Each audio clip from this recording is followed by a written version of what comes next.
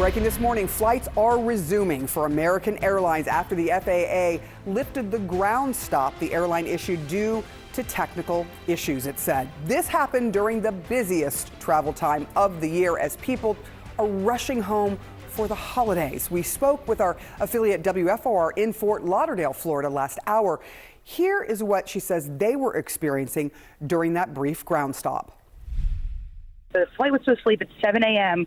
We got there, we're waiting to board the flight, and then the announcement came over the loudspeaker saying that there's going to be a delay. They were having serious technical issues, saying that they weren't able to scan tickets, not able to board luggage onto the flight. And then we were told that we're going to get updates every 15 minutes. So people were sitting there patiently, a lot of people wearing Santa hats. There were so many children there as well. A lot of parents really concerned about getting home for the holidays. All right, we have our Lucy Kafanov looking off into the wilderness because she looks very calm.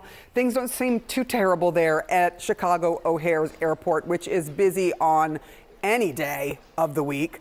What are you seeing there, Lucy? Well, Sarah, I was looking off at the actual boards here, the departure boards. Most flights are delayed, but none look to be canceled. And, of course, the usual hustle and bustle of Chicago O'Hare Airport, of course, a hub for American Airlines. You can see things returning back to normal, but it was definitely a scary start for on this Christmas Eve for some holiday travelers. After that brief outage grounded all of the flights, the airline said a vendor technology issue briefly affected flights. They also said that they began boarding again around 8 a.m. Eastern. This is according to an American Airlines spokesperson. Now, a lot of folks learning about this outage on social media when they saw reports that some flights were returning back to their gates and delays were about 90 minutes. But a lot of folks, like I said, learning about this online. Take a listen, including to two passengers that we spoke to.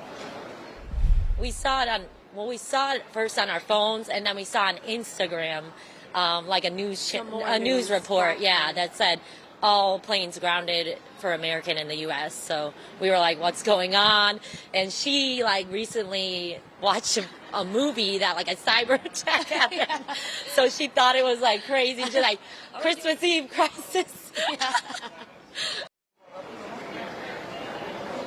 So they're getting to Grandma in Vegas. A lot of folks are getting to their destinations on, again, one of the busiest travel days of the year. I think one aviation analytics firm estimated that American was going to have 3,300 domestic flights today. So thankfully this ground stop, this travel delay has been averted. AAA reports 119 million people will be traveling 50 miles or more from home, which is more than the previous high set in 2019. Joining us right now is travel expert and managing editor of The Points Guy, Clint Henderson. It's great to see you. Thanks for jumping on. A ground stop for a major airline like American, even short-lived. How far are you seeing, or could the ripple effects go in terms of the disruption even after they've renewed service, Clint?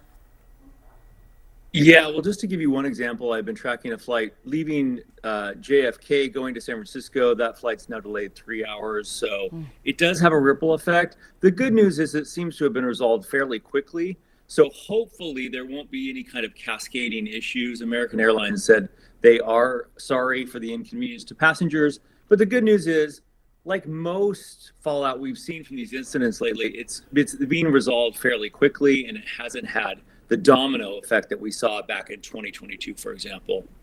Yeah, I think everyone's still, I feel like they're hurt from that example, but things have been resolved. A little traumatized from that one for sure. That was so wild. More broadly, Clint, looking at the numbers, the busiest day that ever in airports was, I believe it was the Sunday after Thanksgiving. TSA screened more than 3 million people then. TSA also saying 10 of the busiest travel days on record have happened in just the past 6 months. What are you expecting for Christmas and New Year's, and what should travelers be preparing for? So more of the same. And, this is why I recommend, especially during the holidays, that you get to the airport a little earlier than normal. I'm the 3 hours early kind of guy. But, airports now have so many amenities, lounges, restaurants, shopping, that I don't mind spending a little time at the airport. And of course, I have all those clear and TSA pre-check, but there's even some free screening things you can do, like getting place in line at Orlando Airport and things like that. So definitely check into that stuff. But overall, the airlines are handling things better. You know, we've only really seen one major meltdown this year. That was CrowdStrike, and that was an IT failure. So fingers crossed that we're on the upswing. I think the airlines, airports have the staff they need now. So that's a relief. I have personally gone a 180 on this. I used to be screaming at the last minute, jumping on the plane at the last second, loving to see if I could kind of beat the buzzer. And I'm now the 3 hours early person. I'd rather not have the stress, and I'd rather sit and drink several more cups of coffee before taking off. So I have taken your advice for sure. Let's look back at this past year in travel. As I mentioned, it's just been a huge year for travel. What were the biggest travel trends that you saw in 2024? So people are traveling farther to more exotic destinations, and they're going for longer. We've done some polling. We've been tracking the trends very carefully, obviously. Average length of vacation instead of 4.5 days is now 5.5 days. So I think what you're seeing happen is a lot of people are extending trips because of work from home policies. So whereas they maybe could only get away for the weekend before, they're now extending those trips by a day on either side. So that's a big trend that I expect we'll see continue. And also just the popularity of travel. I think social media has really impacted that. I think people see their friends' selfies in front of the Eiffel Tower or in Tokyo, and they want to copy that trip. So I think you're seeing a lot of excitement around travel. And really this dates back to the pandemic when people were stuck at home. I think a lot of people decided that what they wanted to do was to travel more. And so what are your predictions for 2025? Because I find it interesting because it was such a huge year for travel, but also this was the year of inflation. And this was one of the years of inflation and people struggling to pay for their groceries. And so you kind of have this combination of factors, and I'm wondering what you think it all means for the year to come. Yeah, I think that's one area that folks they don't care how much it costs. We haven't seen a lot of price resistance from consumers. I will say over the last 5 years, airfares have actually come down slightly overall. And I regularly see deal alerts. So there is deals to be had out there and people are taking advantage of those, but people are just not as price sensitive as they used to be when it comes to travel. I think that's the one area people are willing to splurge on right now. The other interesting thing that's happening is the strong US dollar is certainly helping for international travel in places like Tokyo, in places like Europe. The US dollar just goes further. It can be cheaper to go to Europe than it can be to go to Las Vegas, for example. So that's one of the things that I'm watching. The return of business travel is a big part of this. And then no let up in demand for leisure travel. American Airlines just added a direct flight to Bozeman, Montana for leisure travelers. So airlines are making more decisions based around the consumer who loves to travel.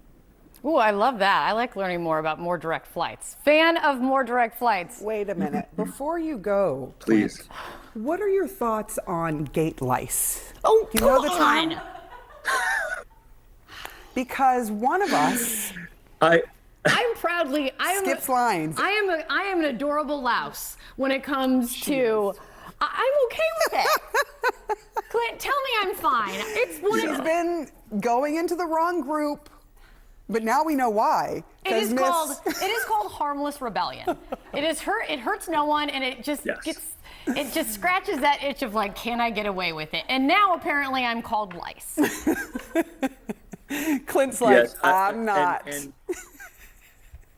No, I think it's fine, but the airlines are instituting technology to catch you. American Airlines is trying out this thing where they beep if you're in the wrong boarding group and you scan your boarding pass. It'll alert the gate agents, and it's embarrassing.